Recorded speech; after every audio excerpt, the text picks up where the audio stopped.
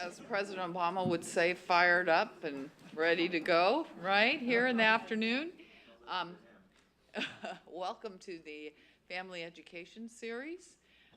We're really pleased to be here this afternoon and want to recognize the Gardens, Meridian the Gardens, for helping to sponsor and underwrite part of today's event. Also want to recognize a couple of people here. Make sure to introduce you to Marcelo Soares, who's in the back. And since you were here last time, or some of you may have met him in March, but those of you who weren't here last time, he's our new education coordinator at Ucimind. Helps to organize these events for us. So just to introduce ourselves, I'm Cordula Dick-Mulkey, the Director of Education here at Ucimind, and Dr. Malcolm Dick, Senior Neuropsychologist. So the mystery question, or the thing that's always on everybody's mind, is how are we related?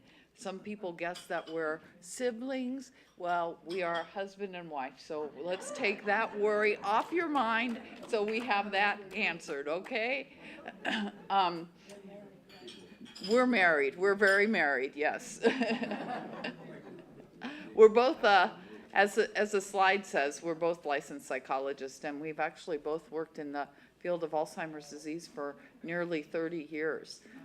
Malcolm more in the research and diagnosis of individuals with the disease, and me more in the care and education of affected individuals and their families. So just to review for you the Family Education Series, it's a quarterly series, and we have 4 topics that we cover during the year. In March, we talked about the Alzheimer's disease and various other types of dementia. So what's important is if you weren't here in March, you might want to take advantage of the session. It's online. It'll help you catch up with some things that we might reference today, but we aren't able to cover in as much detail. So it's on the Ucimind website, easily accessible for you. All of the sessions from last year are on the website, as well as the session from March. Today we're going to be focusing on medications for Alzheimer's disease. And as the slide says, we're going to talk about the current medications as well as new investigational approaches. In September, we're going to talk about the other really important part of treatment, which is how to manage behaviors, how to communicate with the individual, the part of treatment that's very important that's not medication related, and the many services that are available to you in our community.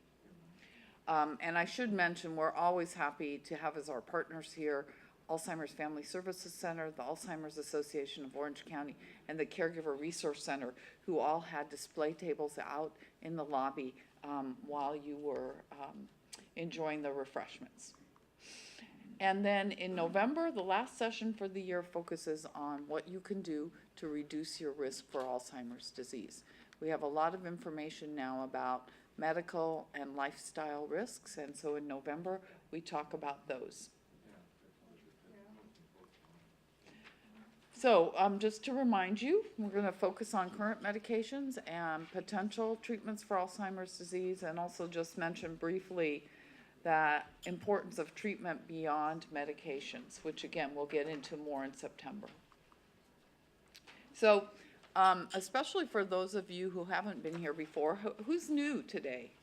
Never been here before, never been at one of these lectures. Okay, there's a few of you. So very important for you to understand these terms that we're going to be referring to a lot during the lecture. First of all, the term dementia. The common question is, what's the difference between dementia and Alzheimer's disease? Dementia is what we consider a syndrome. So it's a group of symptoms that can have many causes. So the 3 major symptoms of dementia are loss of intellectual ability. It affects memory, plus one or more other cognitive abilities. So that could be language, reasoning, judgment, visual spatial abilities. And the impairment is so severe that it interferes with your ability to carry out your normal everyday activities. So at first that might be your ability to work or to drive, but eventually as the dementia progresses, it's also your ability to do your own everyday activities, your personal care.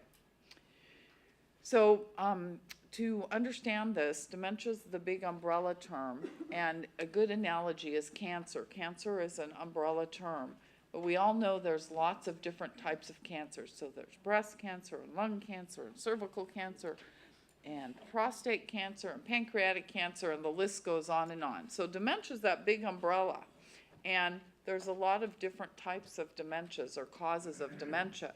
It just happens to be that Alzheimer's disease is the #1 cause. Okay, so it's a cause of dementia. Well, it's also important to understand that Alzheimer's disease doesn't develop all of a sudden. It's something that develops over many, many years. We're going to talk about that a little bit. So Alzheimer's disease isn't like driving along to the edge of a cliff and then falling off. It's something that arises very subtly, and so there's a gray zone between what we consider normal aging and Alzheimer's disease, and today we call that mild cognitive impairment. So this slide summarizes a lot of what we talked about last time. It's just a snapshot view of what we consider the 3 phases of Alzheimer's disease today. The first one is the preclinical phase. We know that the plaques and tangles, the changes in the brain, and we're going to show you pictures of those, but we know that our brain is changing for 20 or 30 years before we ever have any observable symptoms, before anything noticeable happens. So sometimes, not always, the individual may feel like, oh, my memory's not as good, or I'm not doing as well as I used to, but when they go in to see a doctor or get tested, they're scoring normal for their age. So, as I often say, I could have Alzheimer's disease now and not know it, because it's a silent phase. Mild cognitive impairment is where the individual and others around them start to notice that there's something wrong. Maybe there's a significant memory problem, or it could be a significant problem in another cognitive ability.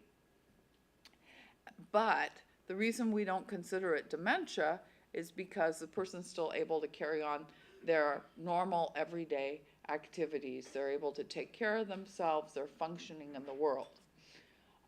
MCI is a condition that can have many causes, but it greatly increases your risk for developing a full-blown dementia like Alzheimer's disease.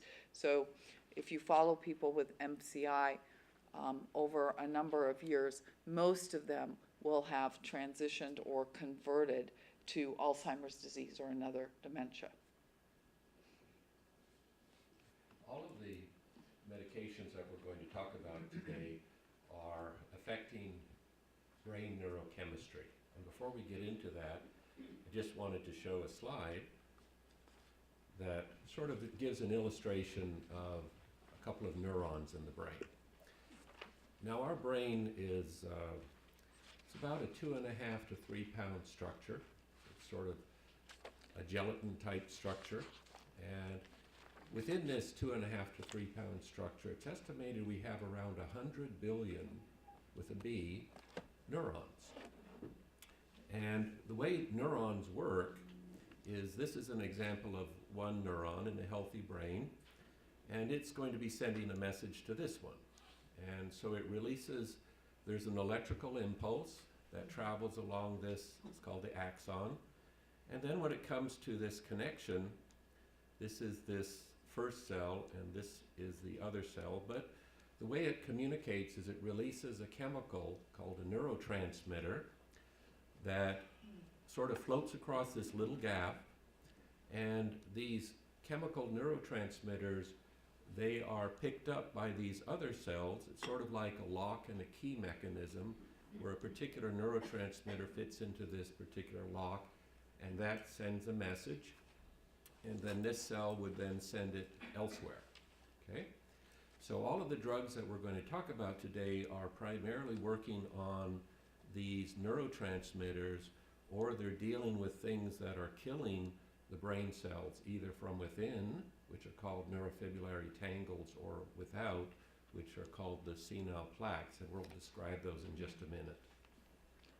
So these are the changes that occur in Alzheimer's disease, and here on the top, just starting looking at the structure of the brain, this is a side view of the brain, so like this, and this is a normal, healthy adult, and you can see here, this is considered the temporal lobe over the ear, and that's an important area where learning and memory takes place, especially in a structure called the hippocampus.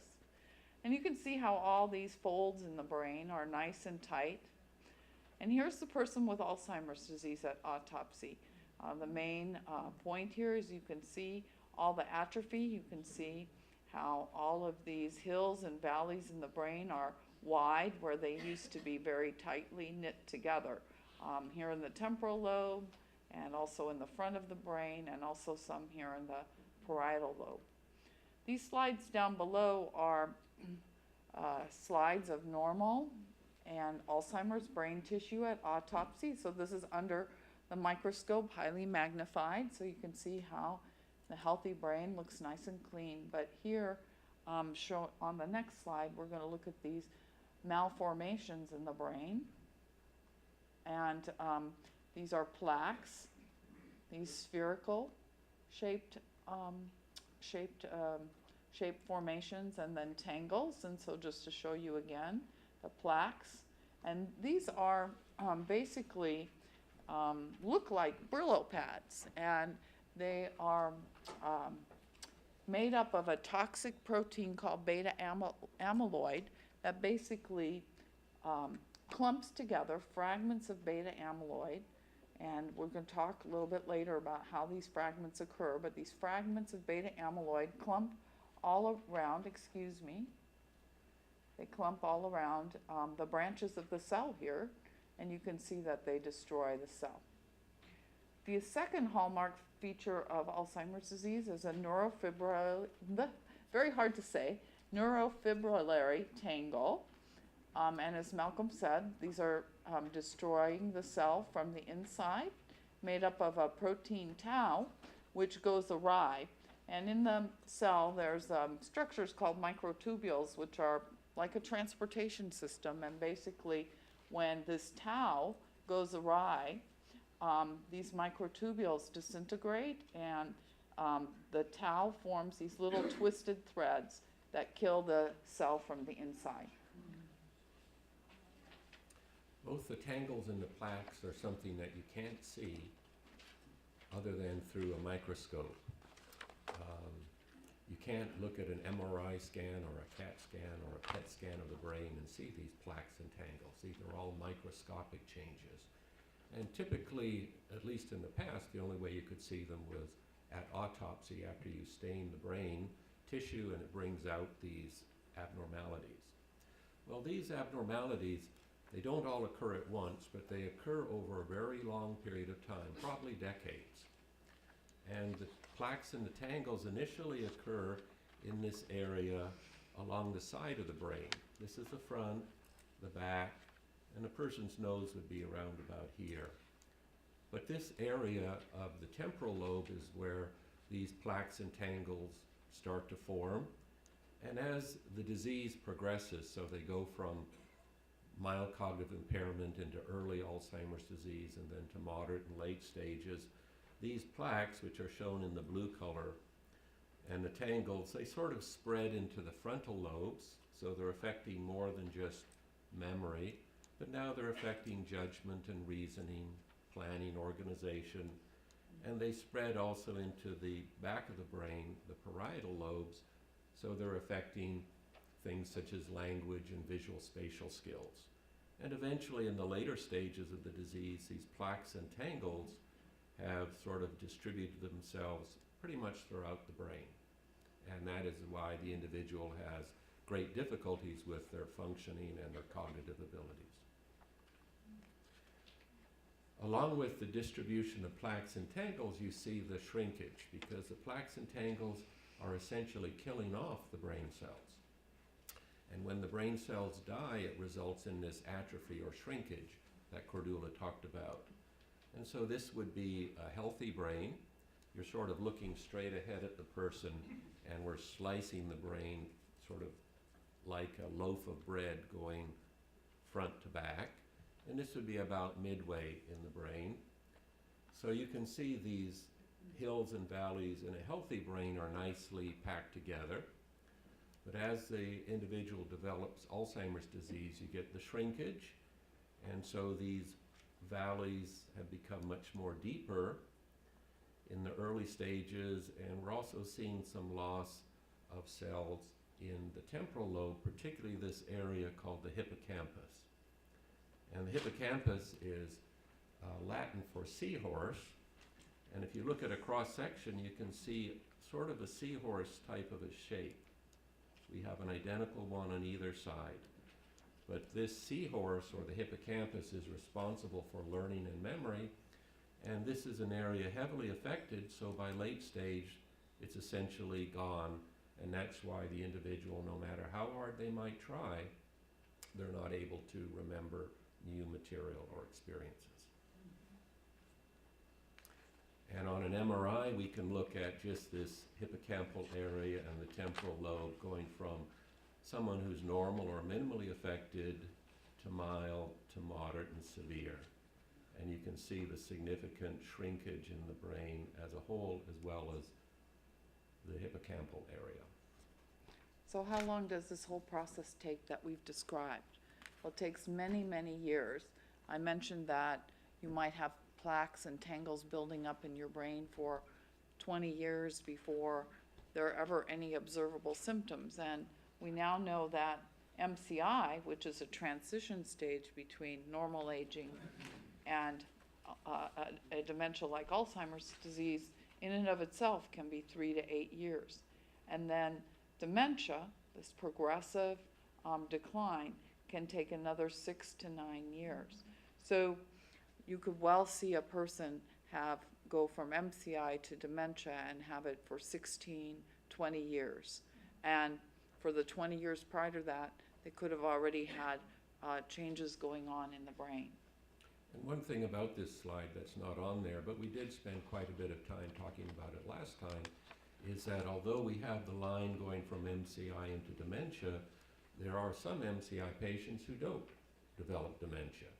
And there's probably 20% of them who actually go back to being normal. So not all MCI patients will progress to dementia, but a majority may. So this slide looks confusing, I know that. Basically what this is showing here is the progression from the time a person has no symptoms all the way through dementia. And here you can see on the left the vertical line going from normal to abnormal. Just a couple of points here to again reiterate how early these changes start in the brain, and also in CSF is cerebral spinal fluid. So you can see that, for example, A beta 42, which is changes in that protein I mentioned earlier, that's part of the plaques, you see way back here, and you also see changes in some imaging techniques way back here before any symptoms are ever evident. While today we commonly measure Alzheimer's disease through cognitive changes, and we don't see cognitive changes until early MCI. So again, if we could find a way to identify and to treat the disease back here, it might be much more effective. So it's really important for everyone to realize, because there are still often very negative attitudes about Alzheimer's disease and other forms of dementia, that there's nothing that we can do for the person who's affected, and that is so false. there is so much that we can do, and I really like what Dr. Pierre Tarot said. He says, it may not be curable, but it is treatable. It is treatable even in its advanced stages. Treatable with medications, but also treatable with strategies, psychosocial interventions, and a lot of different interventions that can help the person and the family. So we just wanted to mention, again, about how late diagnosis is today. And unfortunately, our healthcare system and our physicians are unprepared and ill-equipped to manage dementia. And as you can see on the slide, anywhere to 50%, up to 91% of individuals who are cognitively impaired are entirely missed by their primary care physicians, where they aren't diagnosed and they aren't identified. So what's the result of this? The result is no treatment or delayed treatment. And as you'll learn today, the treatments, meaning the medications now that we have for the disease, are most effective when they're given early. So what do you see here on the bottom? It's really disappointing to know that up to half of people with Alzheimer's disease never receive the medications that they need. Well, the goals of treatment are going to vary depending on the stage in which the individual is at. So this is the stages that Cordula talked about once you develop dementia and the amount of time that you're typically in each stage. There can be wide variability, so someone could actually have dementia for 20 years or more, but this would be the average. But when we're looking at people who are in the very early stages of a dementia or even mild cognitive impairment, these are individuals who are still functioning relatively independently in their day-to-day life. They can usually do most things pretty much by themselves. Higher level things like financial management, managing their stocks, their investments, keeping track of appointments, things like that may be hard for them, but they're able to do a lot of their other activities of daily living pretty well. So what is the goal of treatment for the mild patients? Well, typically we want to try to find some treatment plan, whether it's medication or lifestyle, that would help to improve their cognition. Could be drugs, it could be memory retraining, could be cognitive stimulation, and we also want to try to slow the progression. When the individual is in the moderate stages of the disease, now they're needing more assistance and supervision. They can't do a lot of these activities of daily living by themselves, and so they need someone to provide assistance. The goals here is, as much as we can, we want to try to find treatments that would sort of maintain their activities of daily living as much as possible. And hopefully we want to help the caregiver who is under more stress at this point in time, and also delay institutionalization, because the cost of institutionalization is probably the most expensive part of this disorder in terms of monetary issues. In the late stages, we're not really interested in slowing the cognition. What we really want to do is try to help the caregiver and help the patient by managing any kinds of behavioral problems that would be upsetting to the individual or to the caregiver. And also managing end of life and making that as comfortable as possible. So, okay, now we shift to currently approved medications. So we just like to warm this up by showing a couple of slides. This is from a few years ago, but we're on a quest for memory drugs that can preserve our memory, and this is kind of a fun next slide. We've been on that quest for a long, long time. From 1892, this is some brain salt, and so here we go. What is this for? Brain troubles, headaches, seasickness, nervous stability, sleeplessness, excessive study, mania, and over brain work. And I always like to joke, I think I need it for over brain work some days. But, you know, these memory issues and the awareness of memory changes in terms of historical records that are available, date way back to before Christ, as I think probably the pursuit of finding a way to address them. So in terms of the history of Alzheimer's disease, Dr. Alzheimer, he's a German neuropsychiatrist, and he first identified the disease in a woman named Auguste Dieter in 1906. He had followed her for several years.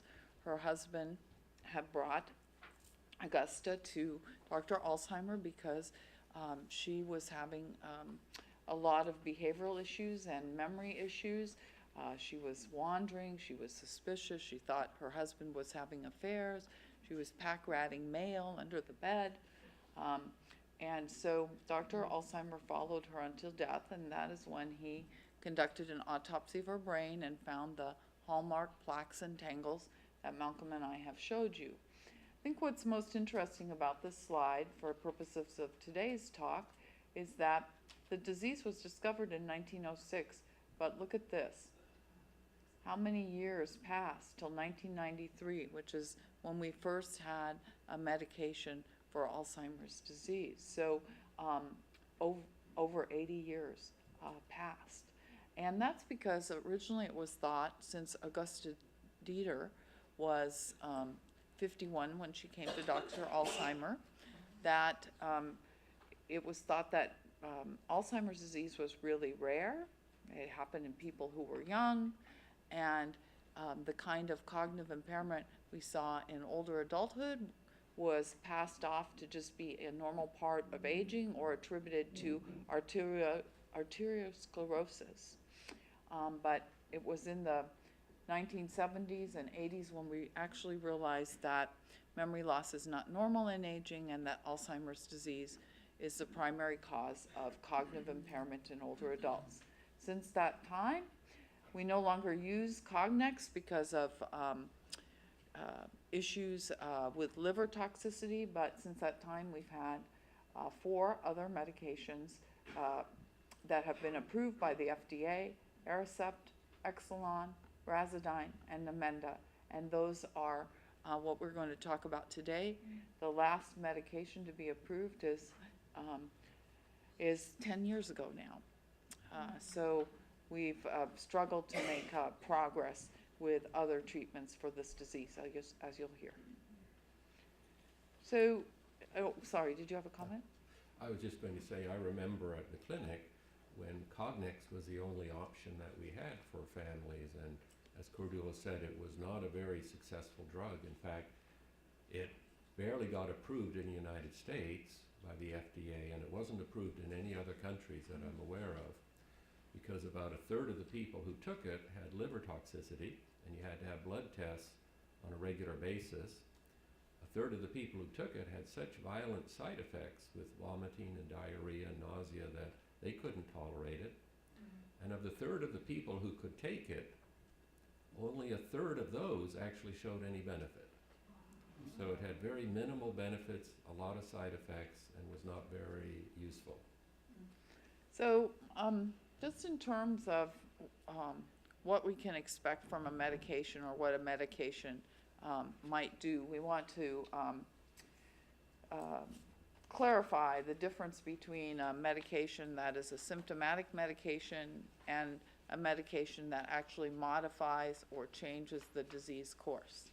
So this is just a hypothetical illustration, and this would be typical on placebo, as you can see. So there's really no treatment. So this is basically a hypothetical line of what would happen in Alzheimer's disease, a slow progressive decline. A symptomatic treatment, which is the purple line, you can see what's happening is the person is somewhat better than what they would normally be. They're still declining, but they're not declining at the same slope. But here what happens is if you stop the treatment, on a symptomatic treatment, the person goes back to where they would normally be without any treatment at all. So all you're doing is improving symptoms. You're not changing the underlying course of the disease. This is an important point we'll come back to later.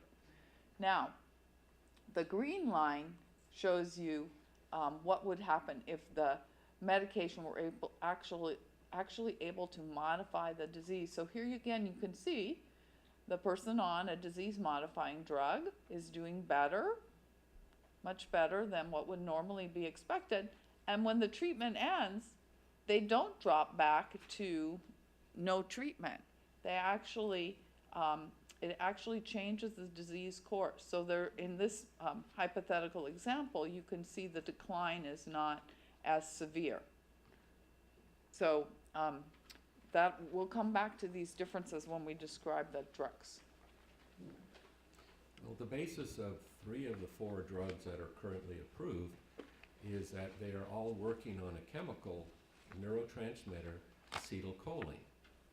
And acetylcholine is very important for the functioning of your temporal lobes, which are involved in learning and memory, as well as the frontal lobes for judgment, reasoning, planning, organization, and the parietal lobes for language and visual spatial skills. So it's pretty much involved throughout the brain. And we know that patients with Alzheimer's disease can have anywhere from a 40 to 90% loss of acetylcholine in their brain. The loss of acetylcholine tends to correlate with the severity of the disease, so the later you are in the disease, the greater the loss of acetylcholine. There's also another chemical that most healthy adults don't have too much of. It's called butyrylcholinesterase. Save that next time when you're doing Scrabble. A couple of people have to join in to make that. But butyrylcholinesterase is a chemical that gets rid of or destroys acetylcholine, and this increases, it probably doubles as an individual goes from mild to moderately severe dementia. So how does these drugs work? Well, this is that synapse, or that cleft between the 2 neurons, and this is a neuron sending the message. The electrical impulse comes down the axon. It stimulates the cell to release the acetylcholine, which is produced inside the cell. The acetylcholine, which are these little cherries shaped structure, they sort of float across the gap, and there's the receptors that pick up the message when those acetylcholine transmitters touch them. There's this other substance, acetylcholine esterase. So the first thing to remember is we've got acetylcholine, which is the transmitter. There's this other substance, acetylcholine esterase. Think of the word esterase like an eraser. And what acetylcholine esterase does, it's a naturally occurring thing, we all have it, but what it is doing, it's sort of getting rid of the acetylcholine. So it's removing it. The main 3 drugs that we have, Aricept, Exelon, and Razidine, they are all what are called acetylcholine esterase inhibitors. So what they're doing is they're inhibiting or blocking the action of the eraser, and by blocking the eraser, you end up having more acetylcholine. So it's a very long-term acetylcholine esterase inhibitors, but what it's essentially doing is just blocking the breakdown of acetylcholine. Okay. And acetylcholine losses are seen pretty much throughout the brain in all of the lobes that I mentioned.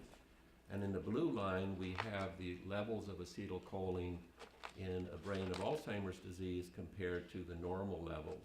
And you can see pretty much throughout the brain there's marked reductions.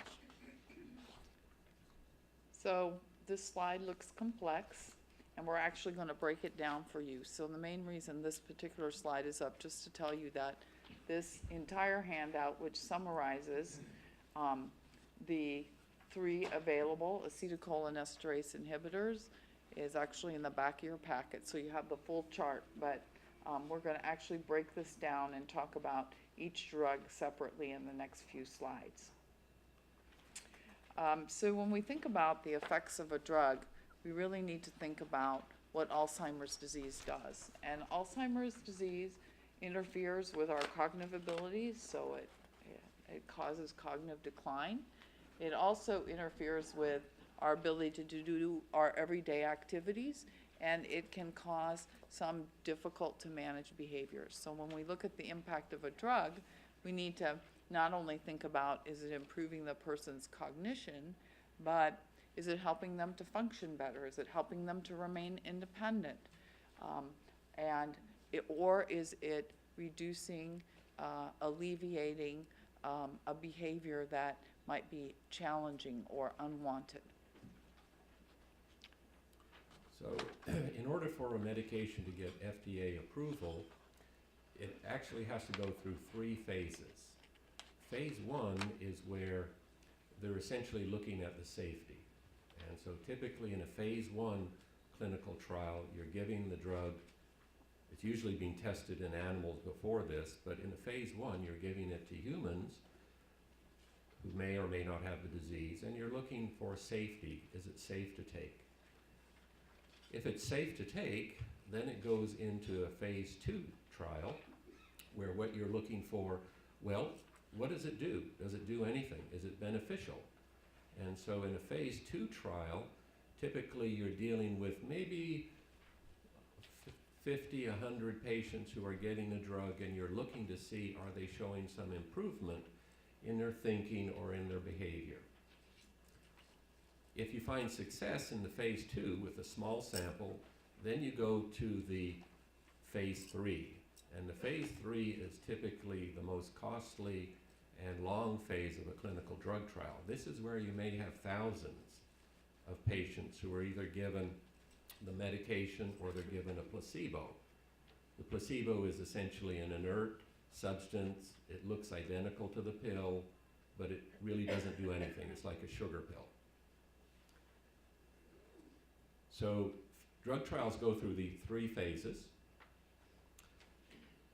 The FDA requires a drug in the phase 3 to meet what's called dual efficacy, meaning, first of all, there has to be a significant improvement in cognitive scores. So on a test that's measuring memory or other thinking abilities, the drug has to produce a significant benefit over someone just given the placebo or the standard treatment. Secondly, it's not enough just that you'll have a statistically different score on tests, but the doctor and the family have to report a significant benefit. So on a test, if you have a large enough sample, you could have a very small, statistically significant difference between the treatment and the non-treatment groups. But if that's not a meaningful enough change that the doctor and the family can see it, then the drug isn't going to get approval. Well, how do we measure the cognitive change? Well, they want to be able to compare one drug to other drugs, so they require everybody has the same cognitive test in all of the clinical trials, because it would be very hard to measure drug A with a different test from drug B and say one is better than the other. So the drug test, the cognitive test that's used is called the Alzheimer's Disease Assessment Scale, or ADAS. And this is a 70-point test, and the important point to remember, this test is looking at things like memory, attention, language, visual spatial skills. It's sort of giving us a picture of brain function. But the important point to remember is that research that has used this test for many years has shown that on average, a patient with Alzheimer's disease in the mild to moderate stages will show about a 7 to 9 point decline on this test with each passing year. So if you have a drug that you take and after a year you're showing a lot less than 7 to 9 point drop, then that would probably be viewed very positively and be a step towards getting the drug approved. So now we're going to go through each of these medications, and I'm going to summarize the medication a bit, and Malcolm's going to show some of the data. So again, this is from the larger chart, so you can see each one of the drugs will have the generic name, donepezil, for example, the trade name, Aricept, the initial starting dose, what the recommended dose is that you get up to. So in this case, 10 milligrams if you're mild to moderate severe dementia, or 23 milligrams for moderate to severe dementia, the maximum dose. The titration interval, that's the amount of time from when you start the low dose to when you get to the high dose. So here going from a 5 to 10 milligram tablet, you would do that in about 4 to 6 weeks. And if you're jumping to the 23 milligram tablet, that would be 3 months. Now in this case, as Malcolm's already explained, the drug inhibits acetylcholinesterase. This drug was approved in 1997, and now there is an oral disintegrating tablet that's available. So when the patient takes it, it dissolves under the tongue, and that can be very helpful if the individual has swallowing difficulties. And then the 23 milligram dose, the very high dose, was just recently approved for moderate to severe patients.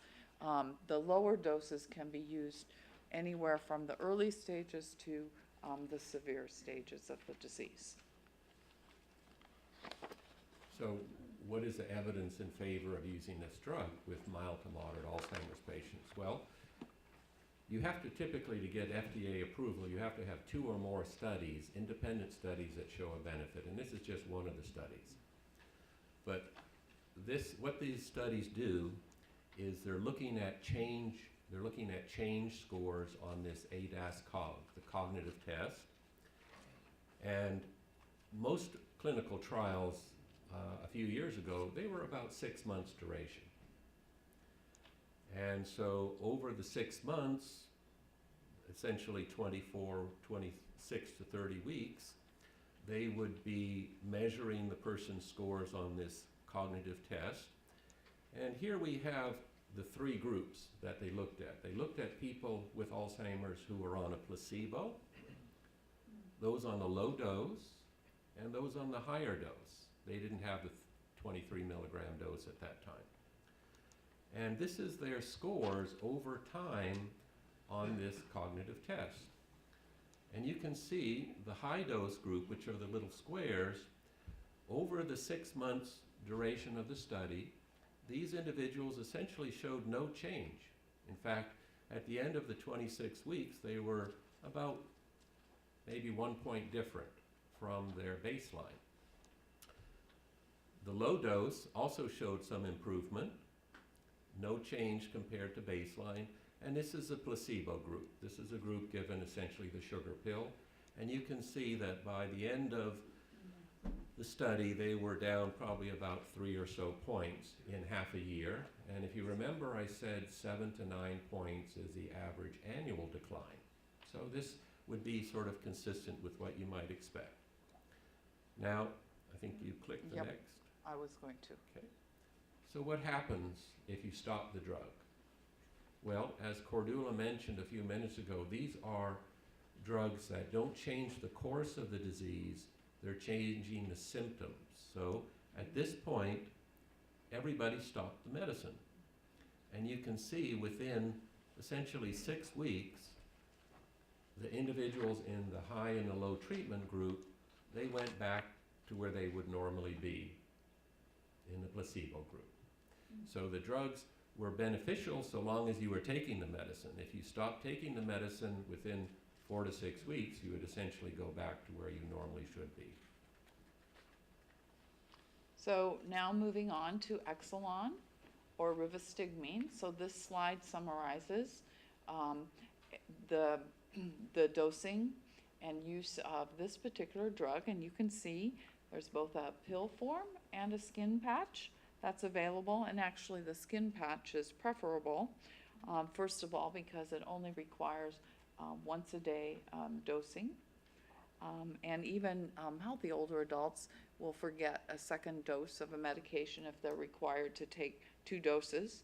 And you can see that in this case it inhibits both acetylcholinesterase and butyrcholinesterase. In terms of the skin patch, you can see that it would typically be applied on the back or the shoulder, and in fact it is very important not to apply it on a fatty area of the upper torso because that interferes with absorption of the drug. It should be applied on clean, dry, hairless skin, no lotion, no powder, because again, that's going to interfere with adhesion and perhaps absorption of the drug.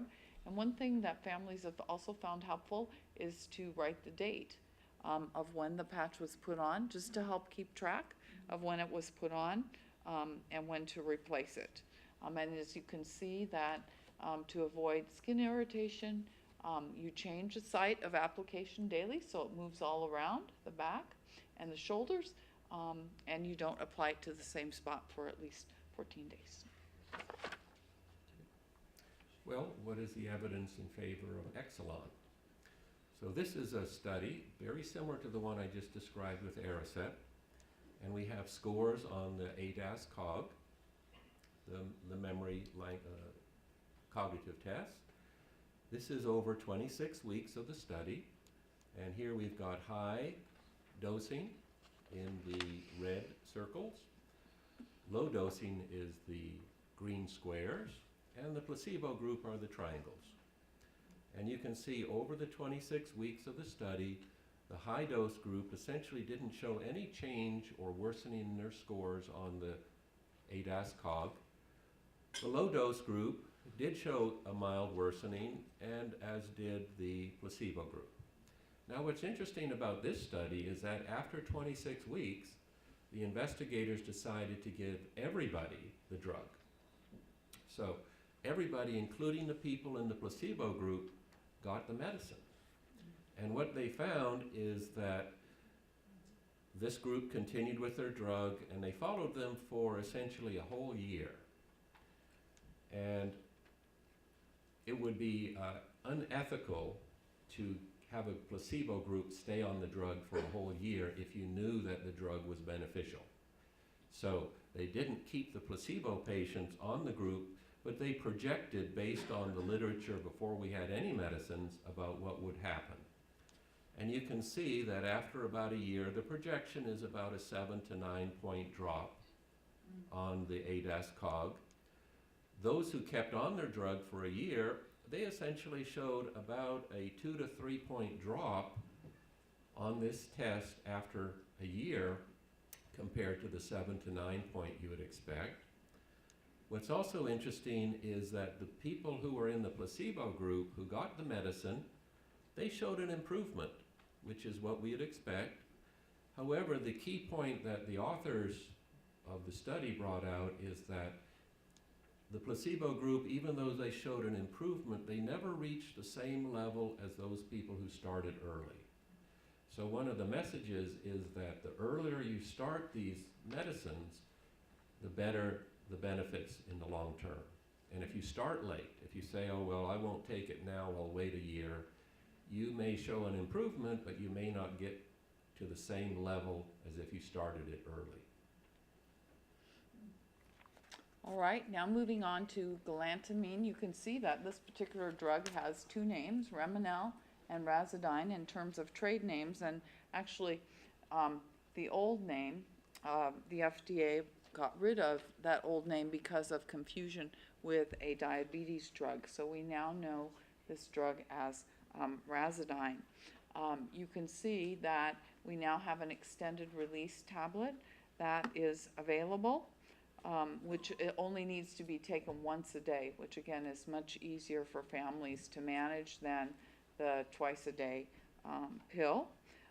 It inhibits acetylcholinesterase, but interestingly, this drug also stimulates nicotinic receptors, which help to release more acetylcholine into that synaptic cleft, the gap between the two synapses that Malcolm was showing earlier on. Well, what are the benefits of Razidine, galantamine? So this is a study where, again, they're looking at change scores in the ADAS-Cog, and they actually extended this study out beyond the year, which was the normal duration, and they looked at the benefits as long as 3 years later.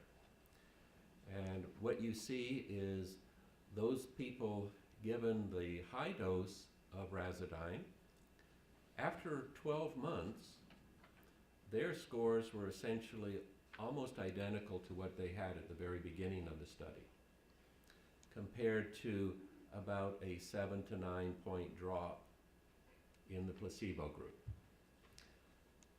Again, they're just projecting what the placebo group would show based on that annual rate of decline, but some of the patients, not all of them, but some of them decided to continue with the medicine, and what they found at the end of 3 years, the average decline is about 10 points compared to about 21 points in the projected placebo.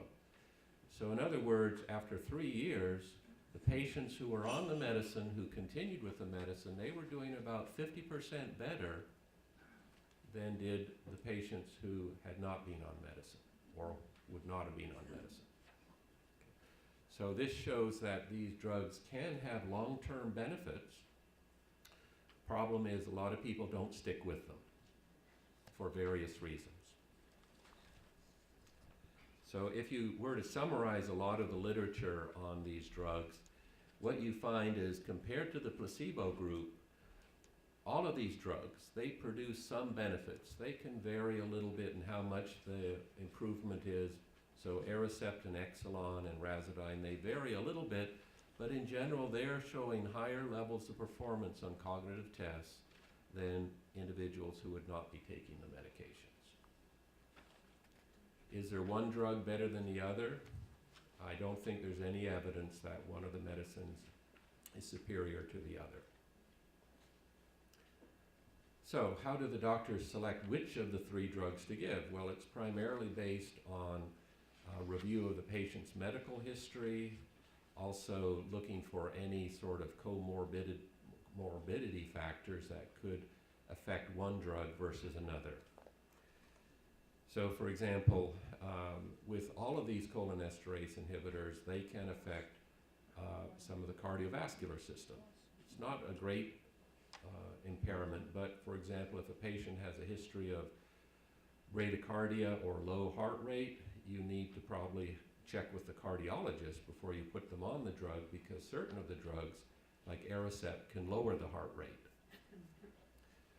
If a person has a history of stomach ulcers, you might want to be very careful about using these drugs, because one of the things all of them do is they increase stomach acid secretion.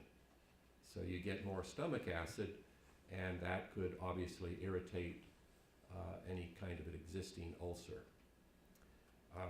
If a person has impaired liver or kidney functioning, the doctor would have to be maybe selective in which drug to choose. So for example, if a person has impaired liver functioning, they may want to choose Exelon because it's not metabolized by the liver, while Aricept and Razodine are. So there are various things that the doctor would look at in order to make the selection of which drug over the other. But in general, if you have a healthy adult, I don't think there's evidence that one is superior to the other. Other things that you need to take account of is that you need to look at what medications the patient is already taking. And there might be some drugs that are very commonly given to older adults that have what are called anticholinergic side effects. And these are often drugs used for like urinary problems, hay fever. A lot of cold and flu medicines and sleeping aids have anticholinergic side effects. These can interfere with the medication Aricept, Exelon, or Razodine. Because remember, those medicines are trying to boost up the cholinergic system. Anticholinergic drugs are doing the opposite. So if you're taking a lot of anticholinergic drugs, you may be counteracting any benefit you're getting from the prescription drugs like Aricept, Exelon, or Razodine. Also, these drugs can interact with certain antidepressants and some of the non-steroidal anti-inflammatories. So the next slide summarizes the side effects of these medications. As Malcolm was mentioning, patients tend to give up on these medications too soon, oftentimes because of side effects, particularly gastrointestinal side effects like feeling nauseous or having some diarrhea. Now we're going to talk about that, but basically This shows you the percentage of side effects if for the placebo group.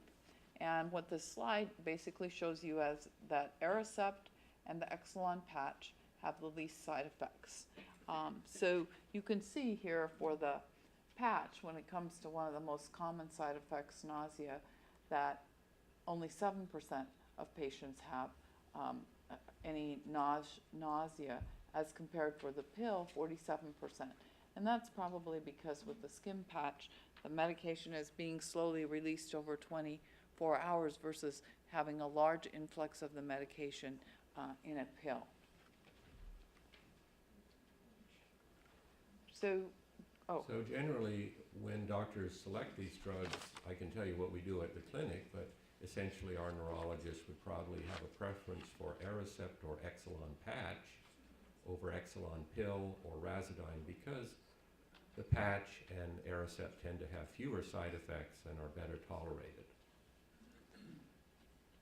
As Cordula just mentioned, the gastrointestinal side effects are the most common, but one thing that's important to keep in mind is that these side effects, when they occur, and they don't occur in 100% of people, we just showed you the percentages on the table, but when they occur typically right after you've started the drug, because your body and your brain aren't used to these medicines, and most people will gradually adapt to the drug and the side effects will go away after a period of time. If the side effects don't go away, then typically what you do is you stop the medicine and you wait for a period of time, 3 to 7 days, and see if the side effects resolve. If they don't resolve, then maybe the problems they're having is not due to the drug, but maybe some other cause. And then if you decide to restart, you would probably restart at a lower dose than what you had before, or maybe even switch to an alternative medicine, like switching from Aricept to the Exelon patch.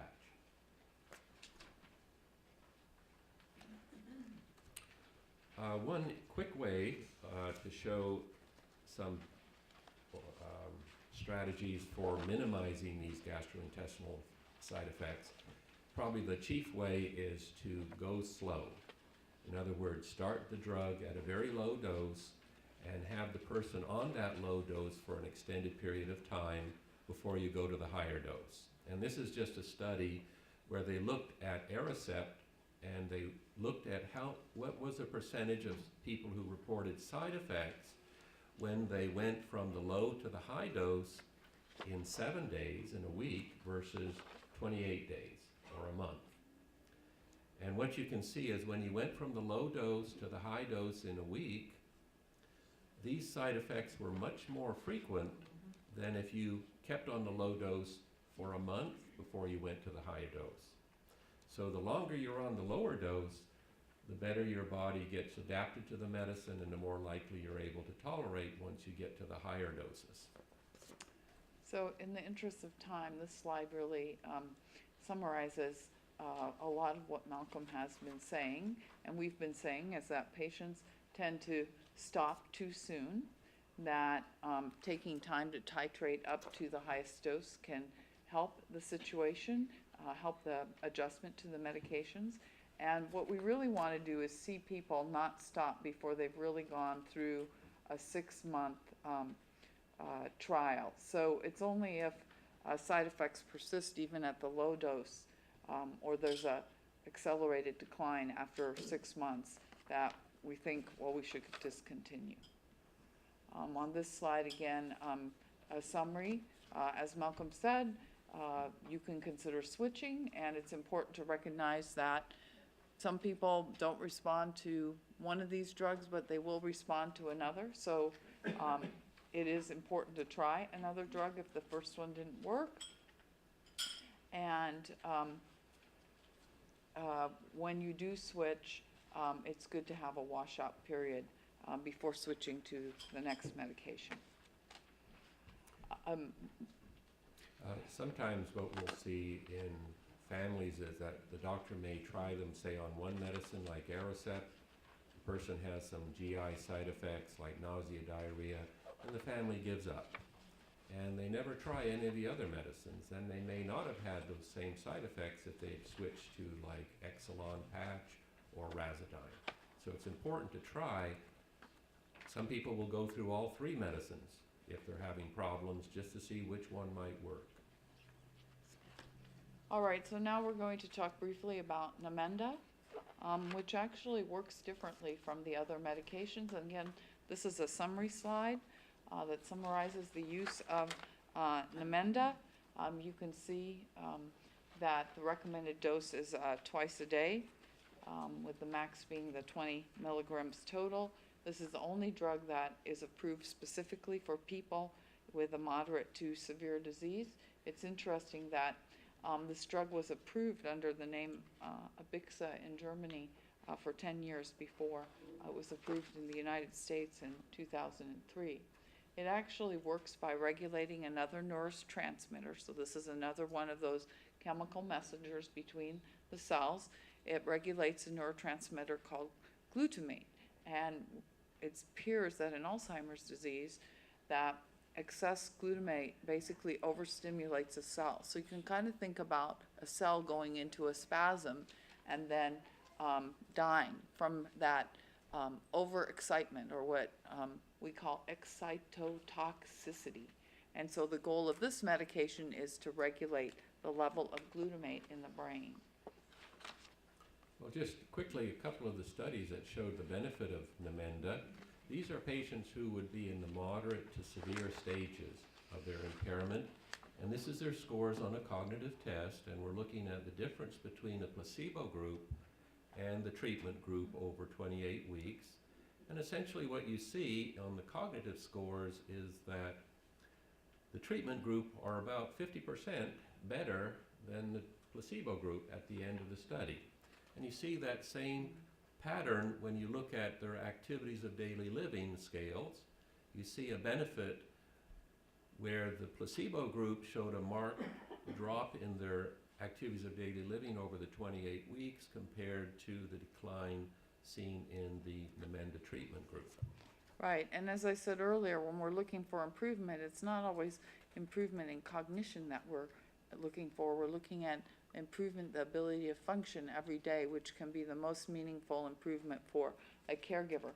And again, in the study with Namenda, when they looked at the change across 28 weeks, the blue bar shows how much the placebo group declined. And you can see that in the green bars, the patients on Namenda declined significantly less. So they were more able to, enjoy leaving home with their caregiver, using a telephone, doing simple things around the house like clearing a conversation, and importantly, improved in their ability to engage in a conversation, which again, those are very simple things, but they make life often easier for the caregiver, and it's also important that the patient's able to communicate with the caregiver a bit better.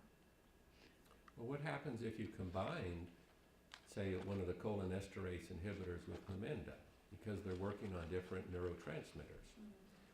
So Tariot did a study where he looked at patients who were moderate to severely demented.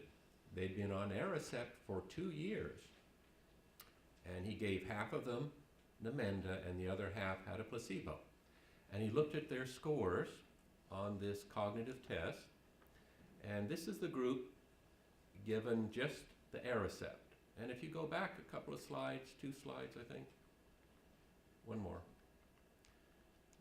The decline in people who are not on anything, this was about 10 points. The group on Namenda declined about 5 points over the course of the study, if you go back. Okay. This is the Aricept group. Remember, the placebo group who weren't on anything declined 10 points. The Aricept group declined about 3 points. So Aricept by itself was beneficial. But when you added in Namenda, so Aricept plus Namenda, they actually didn't show any change in their scores over the course of the trial. So Aricept by itself was helpful, but adding in Namenda was even more helpful. And you find the same thing on the next slide, looking at their activities of daily living. I won't go back to the other slide, but if you go back a few on your handout, you can see people not on anything declined by about 6 points. Those on Aricept by about 3, and those on Aricept plus Namenda even less. So it shows that the cholinesterase inhibitor drugs are helpful, but adding Namenda in seemed to produce even more benefits. So just looking at side effects again, if you compare the side effects of the people on placebo to the side effects of people on Namenda, there's not much difference. So there's a low level of side effects, and there are essentially, no gastrointestinal side effects with this drug, or they're certainly very rare. The most frequently reported ones, as you can see, are a bit of dizziness or headache, confusion, constipation. And interestingly enough, when you do combine Namenda with one of the acetylcholinesterase inhibitors, it can often also reduce the side effects from the acetylcholinesterase inhibitor. So because the drugs are working on different neurotransmitters, acetylcholine versus glutamate, it's possible for patients to be taking both of the drugs at the same time. And in fact, for patients with moderate to severe dementia, this combination therapy is sort of the current state of the art. So just a few key points, that we'd like you to take home for sure is memory loss is not a part of normal aging. It is something that we can treat. And very important, as we've discussed, the earlier you start the medications, the more beneficial they are. The benefits are dose related, so you want to try to get the person to the highest possible dose. As we pointed out earlier, drugs can benefit the person from 1 to 3 years, and as we mentioned, is don't give up, because there are strategies to help reduce the side effects. So also very important is to manage the person's expectations and the family's expectations. These drugs are not a cure. It's very important for the family and the individual to be realistic about what these drugs can do. And so as we've emphasized today, they can help maintain the person's cognitive abilities or ability to manage their own activities. They can reduce behavioral symptoms, and by doing the first two, they often also decrease healthcare costs. They help to reduce caregiver stress because the patient is functioning better, and ultimately can delay institutionalization. A very important point here is, remember, most of these studies showed that there was less decline. Also, no change means that it's helping, because if they were off the drug, they would decline to where we showed you that straight, slow decline down. I can't tell you how many times we see patients and families at the clinic where we'll ask, have you ever tried any of these drugs? And the family might say, oh, well, we tried it for Aricept, let's say, for a couple of days. We didn't see, mom didn't go back to how she was, and so we gave up on it. And they've lost out on an opportunity that maybe they could have benefited if they just stuck with it and had more realistic expectations. That maybe a slowing or maybe even stability in the best case is what we're looking for. We're not looking for a dramatic improvement and going back to being normal. So it's really important for the physician to explain that, or the healthcare provider. So moving on, we've summarized as best we could the available treatments in mild to moderate Alzheimer's disease that are approved by the FDA are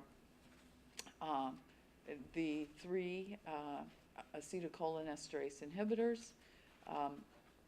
Aricept can also be used in severe Alzheimer's disease, and Namenda is specifically for moderate to severe disease. So do these drugs work in MCI? So that's the question. If they work in Alzheimer's disease, do they work in that transitional stage MCI? Just to refresh your memory, remember we talked about this stage between normal aging and dementia. Well, interestingly, there was a Cochrane review in which the reviewers looked at 9 studies. And again, these were very rigorous, placebo-controlled studies involving over 5,100 patients. And essentially, there was no benefit of taking acetylcholinesterase inhibitor for people with MCI, and it didn't prevent the individual from converting or transitioning on from MCI to a dementia like Alzheimer's disease. And in fact, the gastrointestinal side effects were worse in people with MCI. So at this point, there is no good reason to be taking one of these drugs with MCI. But a lot of people with MCI are on certain medications. And one of the studies that did show a reduction in the risk of converting to dementia was done by Ron Peterson, and it's probably the most longest and one of the best studies with MCI and treatment to date. And what Ron Peterson, who's a neurologist at the Mayo Clinic, and he was sort of the originator of the MCI concept, they looked over a 3-year course of the study where they gave MCI patients either Aricept or high doses of vitamin E. Vitamin E at the time was believed to help protect the brain, or they had them on a placebo. And they wanted to look at the risk of conversion. So what is their probability of converting to dementia during that 3-year period? And this is what they found with the group given the placebo or nothing. So, Oops, sorry. go ahead, it's okay. Okay. This is what they found in the risk of conversion in the people given high doses of vitamin E. And this is what they found in the group given donepezil. And so what they found was essentially during the first year of the disease, the patients who were on Aricept had about a 58% reduced risk compared to those not on anything of converting to dementia. By the end of the second year, it was somewhat less. It was about 30, let's see, I think it was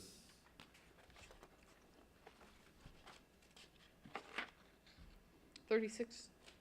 It was 36% at year 2. So 58 at year 1, 36% reduced risk at year 2. But by the end of the third year, the end of the study, the risk was about the same regardless of the treatment. So what this study did show is that at least during the first 2 years of the study, those people who had MCI who were on the drug, they had a lower risk of converting to dementia. But by the end of the trial, after 3 years, maybe the drug had lost its benefit. So a lot of doctors will put people with MCI on Aricept with the idea that, well, it may not improve cognition greatly, but it may help keep the person out of the dementia stage. And So that's why buy some time. buy some time. So moving on, we've got about 20 minutes, 15 minutes to cover some key alternative and investigational therapies. And so basically, again, remember we already talked about the natural progression. Again, this is a hypothetical model.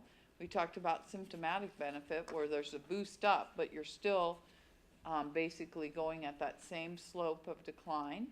We talked about slowing progression, which actually changes the course of the disease. So, you know, less decline, less severe decline over time. Then what we'd like to do, at least with the treatment, is maintain the person's function, and of course, ultimately, we would hope to return them to normal or cure them. So those are various treatments. And again, today, we're really at the point of symptomatic treatments. What if we could more effectively treat Alzheimer's disease? The Alzheimer's Association did a study on this in 2010. So you can see in this the number of people affected in 2010, the expected number affected by the disease in 2015, 13.5 million, and the percentages of people at the mild, moderate, and severe stages. So basically, if things stayed the same, you know, be fairly comparable in terms of the distribution, with nearly half of the patients being in the severe stage. So what if we had a treatment that actually delayed the onset? If we actually pushed back the time that the disease started. So you can see the projections. There would be a significant decrease in the number of people affected. That would be from 13.5 million, which is the current projection, would go down to 7.7 million. The distribution in the stages would remain about the same. what if we had a treatment that slowed the progression? So its disease is still starting at the same time, but you're able to stay in the early stages longer.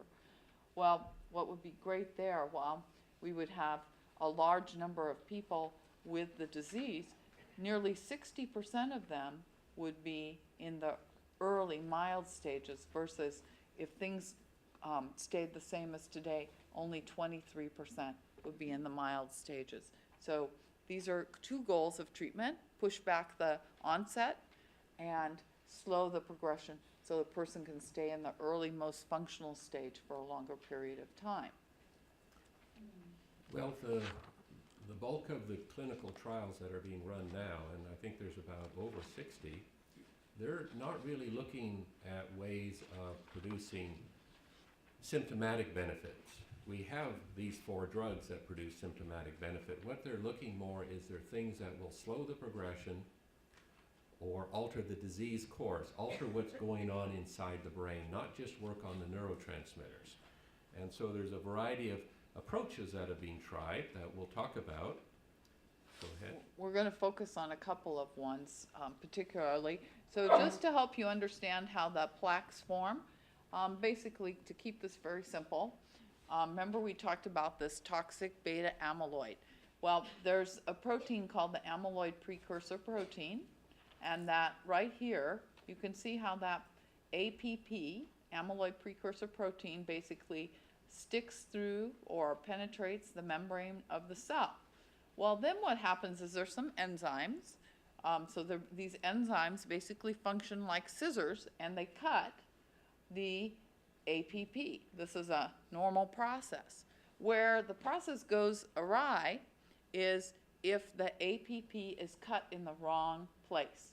When in the normal way, or the normal cleavage, or the normal cutting of the APP, 95% is this A beta 40, which is fine, it's healthy, it's normal, and 5% is the toxic form. Well, what's happening is if it gets clipped in the wrong places, you get more of these A beta 42 peptides or fragments that are toxic, and then they all clump together to form the plaque that kills the cell. So in this very simplified model, to help you understand this, there's some different ways that we could treat the disease. We talked about how this APP gets clipped, and these are the enzymes, gamma secretase and beta secretase, that are like the scissors. So we could prevent those scissors from working. We try to stop that process of cutting in the wrong place. If the amyloid beta is in the brain, or these fragments are in the brain, we could try to prevent their buildup, so the clumping, or we could try to get rid of them. Could we wash them out of the brain, essentially?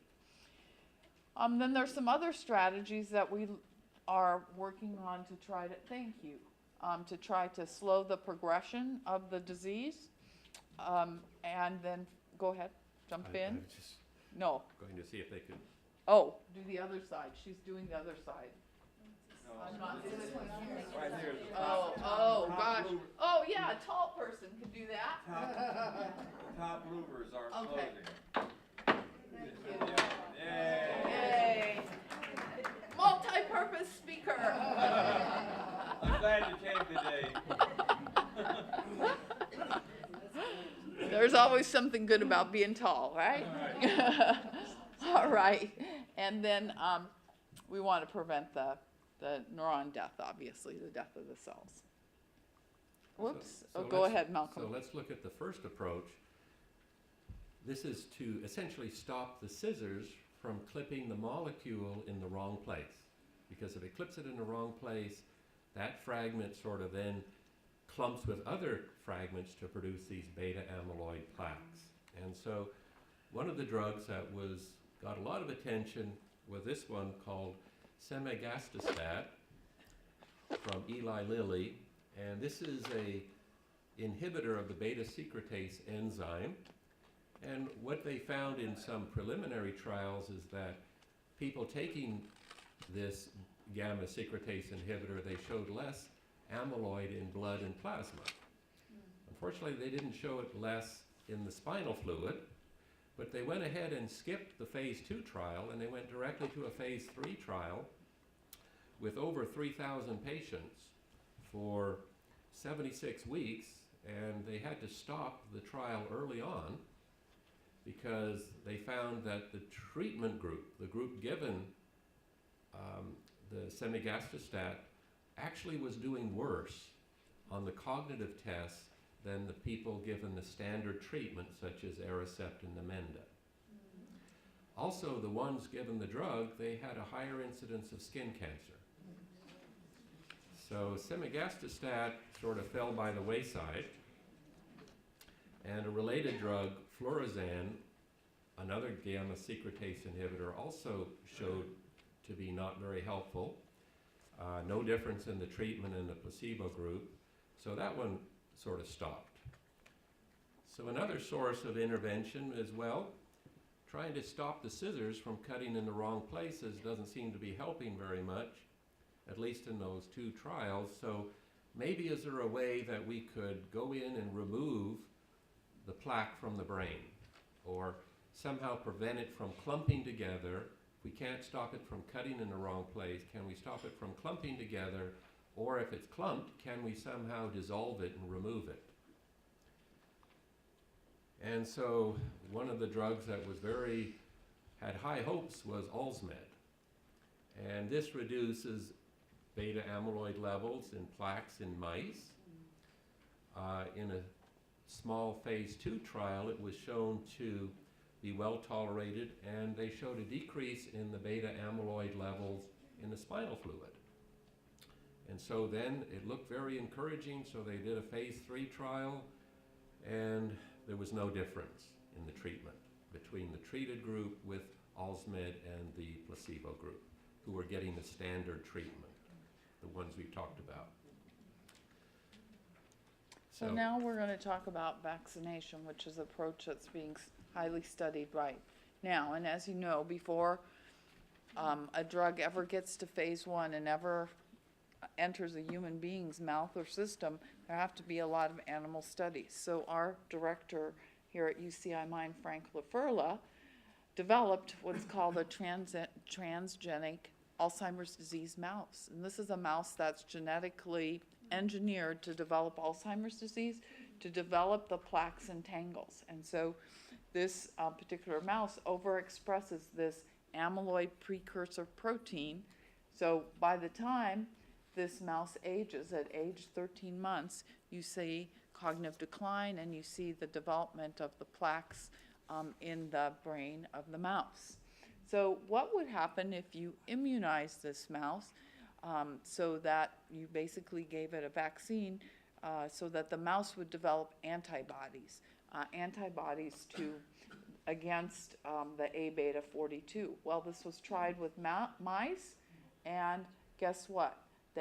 The animals aged normally. There was no amyloid deposits in the brain, and they were functioning cognitively normally. Made alcoholics out of them.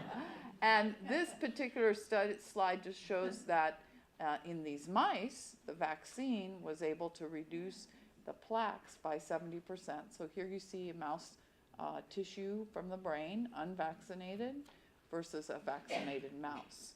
Now, would this same type of thing work in humans? So there was a clinical trial where they took about 300 mild to moderately demented Alzheimer's patients, and they gave them either an injection of a synthetic form of this A-beta 42, or they gave them a sham sort of saline injection. And the goal was that we would see the same thing in humans that you see with the mice, that there would be a removal of the plaque. And the goal was to give them 5 injections, each one about 3 months separated.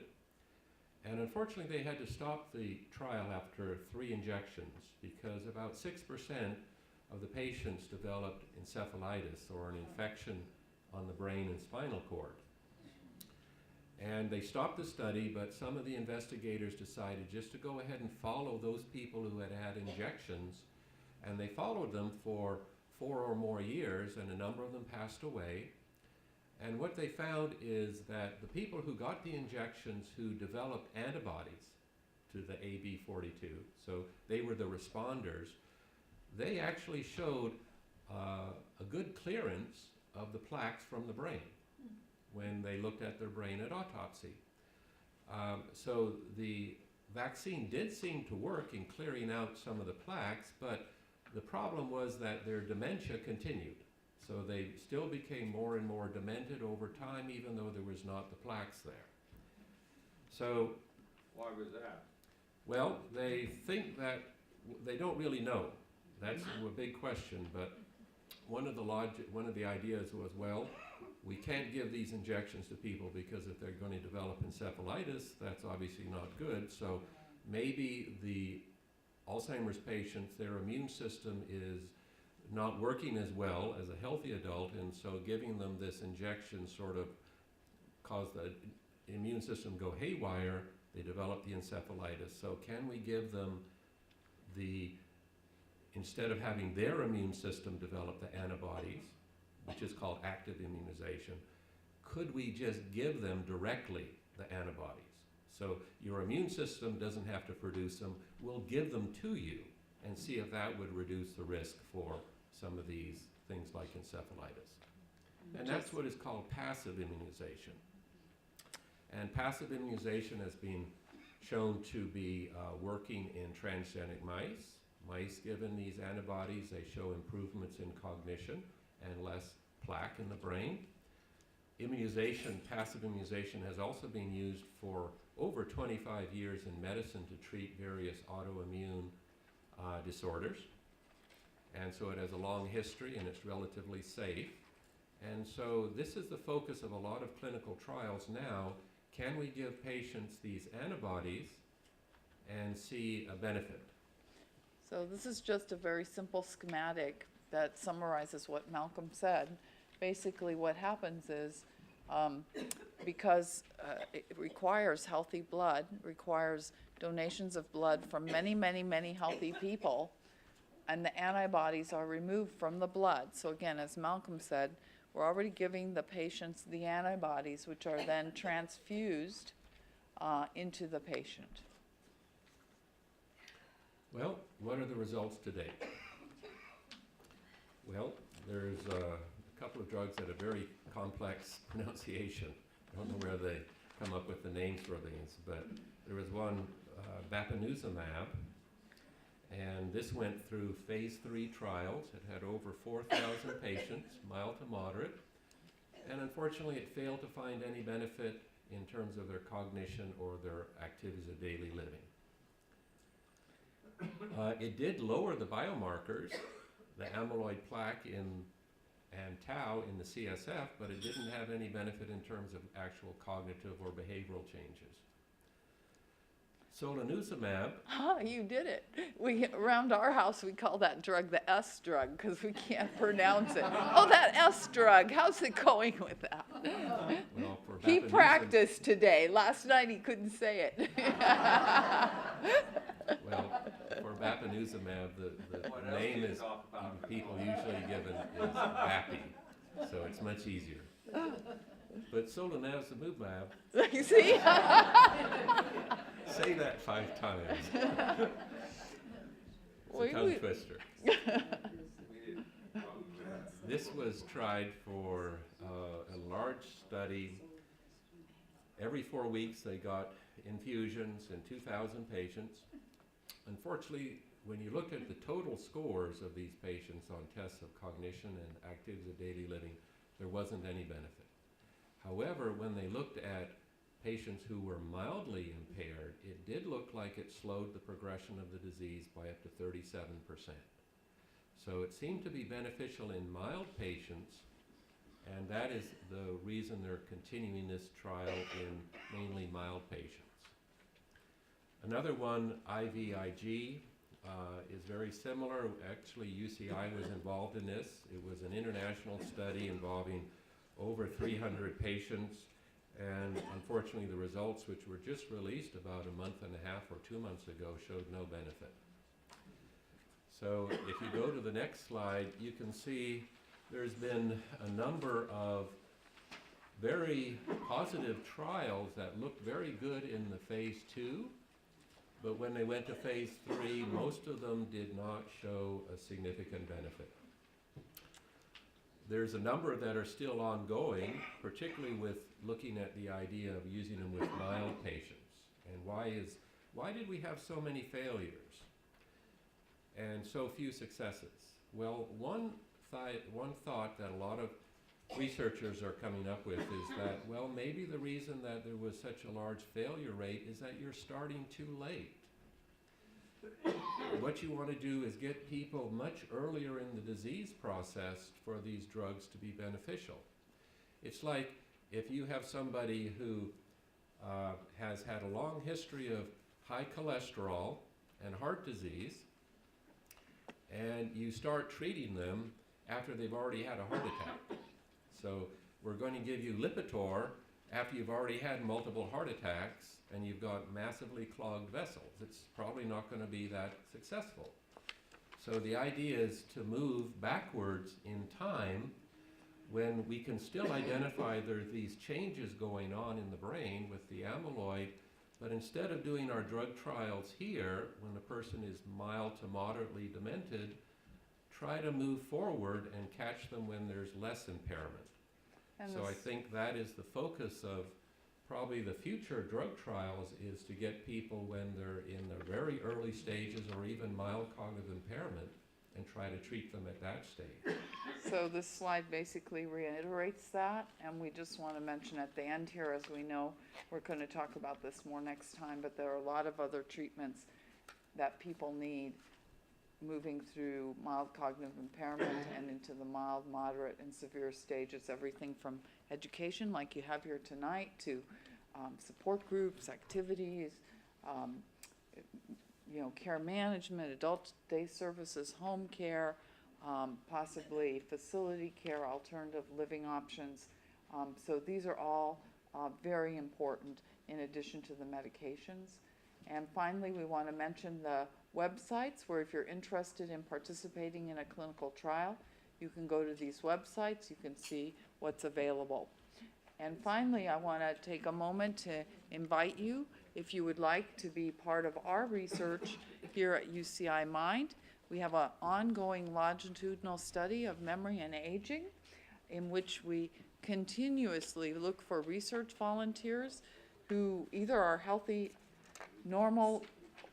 older adults who have no cognitive problems, and we also especially are looking for people who are starting to develop mild memory problems, who are willing to come in and see us and allow us to evaluate them every year until death, and who are willing ultimately to donate their brains to science so that we can better understand what's the difference between people who age successfully, free of cognitive impairment until death, as compared to people who develop mild cognitive impairment or Alzheimer's or another dementia. And so, as I said, our research volunteers, we have over 300 of them. We're very grateful to them for coming in and allowing us to evaluate them annually. Their families participate. They help provide feedback on how the individual is doing. And almost all, donate their brain upon death. Some may not choose to do so because of cultural or religious reasons. And they love coming and talking to the experts. They are people who are committed to understanding brain health and changes to the brain as we age, and also very beneficial for our healthy older adults. If there is a change, we're able to pick that up and make sure that they have treatment early. So if you're interested, Marcelo, who's in the back, we've got cards for you to fill out and let us know. And also, if this is your first time and you want to be on our mailing list and make sure to get announcements of our future educational seminars, make sure you fill out one of those Keep Informed cards too. They're out at our Ucimind table, and we'll put you on our mailing list. I know we're over time, but we'll take a couple of questions, and then we'll both be here for a few minutes afterwards. So is there any question or evaluations. While we're answering questions, don't forget to do your evaluations. Yes, question. Okay, yes, sir. Now come over here. Yes, I have a question. I read an article talking about an extract from green tea, polyphenol CG, possibly being effective in blocking formation of the brain plaque. I think in terms of like herbal supplements, I didn't talk about this specific extract from the green tea. right. And I think what we're going to do is we're going to talk about the benefits of sort of diet and supplements when we talk in the presentation after the next one. And with magnesium also, they were talking about form of magnesium, MGT, I guess, also supposedly supposed to help with the Well, system. there's lots of things that people have tried, everything from fish oil to curry to green tea. All of these things are, they're interesting, but as far as are they any point of where they're highly recommended by doctors, no, they're not at that point. Well- And we are going to spend quite a bit of time talking about these non-pharmaceutical substances, foods, supplements, etc., in our future presentation. Yeah, I think the best thing is just to use this ginkgo biloba as an example.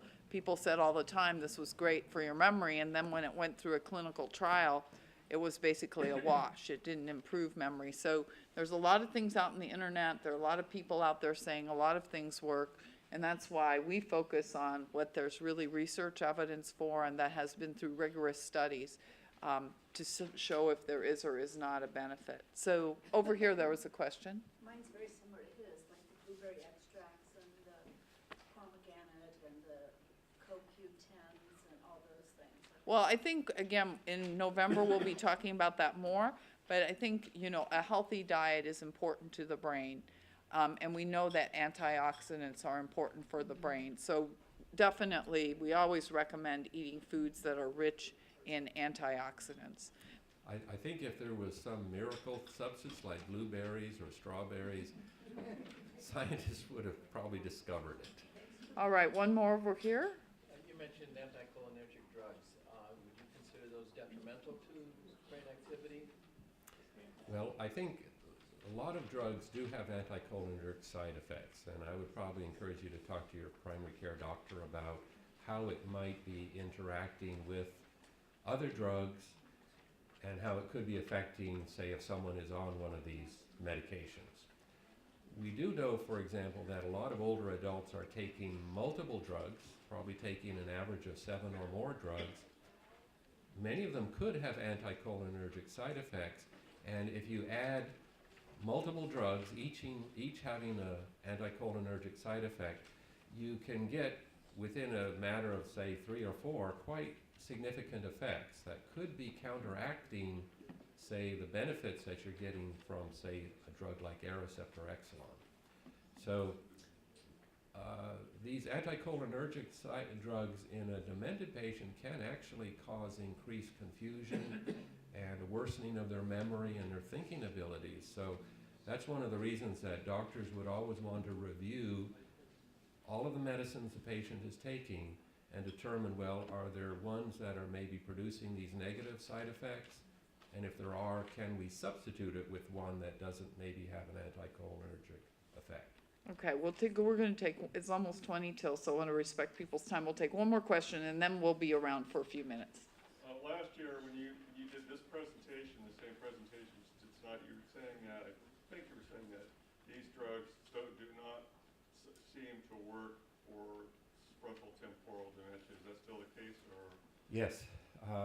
In general, I think practitioners in the dementia field don't use the cholinergic side drugs for FTD.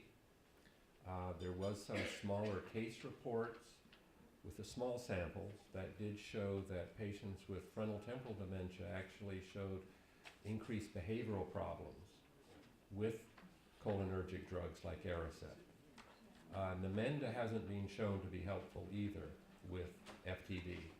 Now, these drugs are often quite helpful with Lewy body dementia, particularly the cholinesterase inhibitors, because Lewy body dementia patients may actually have lower levels of acetylcholine in their brain than patients with Alzheimer's. So the cholinergic drugs are used with Lewy body and even dementia with Parkinson's. So there is some patients with Parkinson's who develop dementia, and Exelon has been FDA approved for treatment of dementia, Parkinson's disease. Okay, well, we're gonna end. Please fill out your evaluations. Thank you for being here.